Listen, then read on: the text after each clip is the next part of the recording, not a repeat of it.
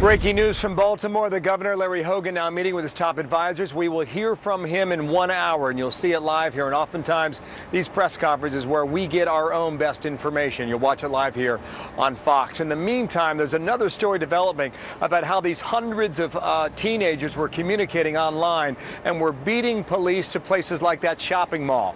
Right now, there's an analysis underway as to figure out how this happened and how you can beat them to that spot.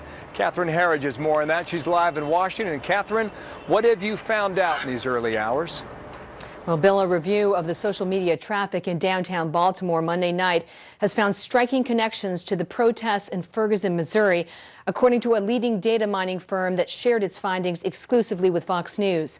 The firm Babel Street, that also does data analysis for government entities, found as many as 50 social media accounts in Baltimore that were also tied to the peak period of violence in Ferguson, Missouri.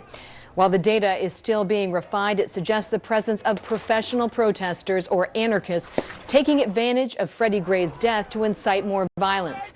The data set in Ferguson was collected before the verdict and up until 2 days after the violence subsided.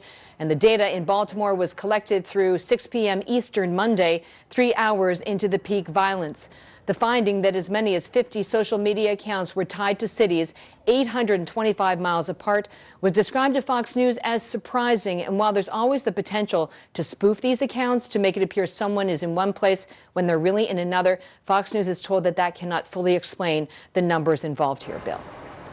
Well, did this firm give you specific examples in that analysis, Catherine? Well, they did. Some of these Twitter accounts don't call for outright violence, Bill, but at the very least, their messages are menacing and ominous. One account that also tracked a recent food worker union protest in New York City tweeted photos of Freddie Gray's funeral, writing, "The casket is closed, but the feeling in the room is that this is far from over." Another tweet, "Lord, we don't thank you for what happened, but we thank you for what's going to happen." Separately, in another sign of how social media is being used, ISIS has hijacked the Baltimore riots and hashtag Baltimore Purge to promote one of its upcoming videos out of its stronghold in Yemen, Bill. Well, all fascinating stuff. Thank you, Catherine Herridge, working that story today in Washington. And from Baltimore back to New York, and more with Martha. All right, Bill, thank you. We are getting breaking news.